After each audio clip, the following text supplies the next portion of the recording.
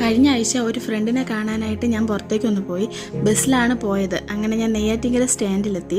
അങ്ങനെ ഓരോ ബസ് വരുന്നതും പോരുന്നതും വായി നോക്കി അവിടെ നിൽക്കുമ്പോൾ ഉണ്ടേ ഒരമ്മൂമ്മ എൻ്റെ അടുത്ത് വന്നിട്ട് ചോദിക്കുകയാണ്, മക്കളെ എൻ്റെ പേഴ്സ് കളഞ്ഞു പോയി, ഒരു 10 രൂപ ഉണ്ടെങ്കിൽ അമ്മച്ചിക്ക് തരുമോ? ഞാൻ പുള്ളിക്കാരിയെ നോക്കിയപ്പോൾ നല്ല കമ്മൽ, സ്വർണ്ണ കമ്മൽ, സ്വർണ്ണമാല, നല്ല ഡ്രസ്സ്, ഒരു ഭിക്ഷക്കാരിയാണെന്ന് ആരും പറയില്ല. അപ്പോൾ എനിക്ക് വല്ലാത്ത സങ്കടം തോന്നി.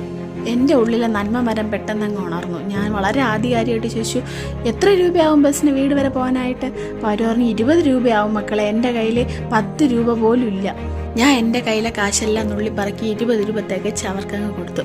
അപ്പോൾ എൻ്റെ മനസ്സിൽ നന്മയുള്ള ലോകമേ ആ പാട്ടിങ്ങനെ അലയടിച്ചു വരുന്നുണ്ടായിരുന്നു. അങ്ങനെ വളരെ കൃതാർത്ഥതയോടെ ഞാൻ വീട്ടിലേക്ക് ഇങ്ങനെ യാത്ര തിരിച്ചു. ബസ്സിലിരുന്നപ്പോൾ മൊത്തം എൻ്റെ മനസ്സ് മൊത്തം, അമ്മച്ചിക്ക് ഇനി ആരെടുത്തും പൈസയൊന്നും ചോദിക്കേണ്ടി വരില്ലല്ലോ, അവർ സന്തോഷത്തോടെ വീട്ടിൽ പോകും. എന്നാലും അവരെ പേഴ്സ് എടുത്ത് ആരാണോ എന്തോ ആരായാലും കിട്ടിക്കഴിഞ്ഞാൽ അവർക്ക് കൊടുക്കണേ എന്നൊക്കെയുള്ള ചിന്തകളായിരുന്നു. പിന്നീട് ഞാൻ ഇന്നലെയും ഒരാവശ്യമായിട്ട് പുറത്തു പോയി.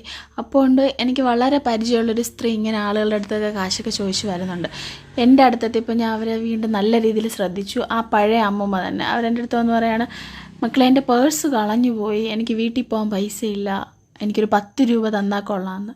ഞാനുണ്ടെങ്കിൽ അന്തം വിട്ട് കുന്തം വിഴുങ്ങിയ അവസ്ഥയിൽ ഇങ്ങനെ അവരെ തന്നെ നോക്കി നിന്നു. പൈസ കൊടുക്കണോ, 4 തെറി പറയണോ, എന്ത് ചെയ്യാൻ?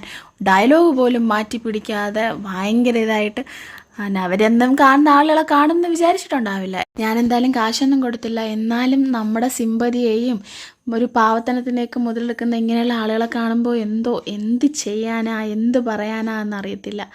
അങ്ങനെ ഞാൻ വട്ടത്തിൽ 3G ആയിപ്പോയി എന്ന് മാത്രം പറഞ്ഞാൽ മതിയല്ലോ. ഓക്കെ സുഹൃത്തുക്കളെ, ബൈ.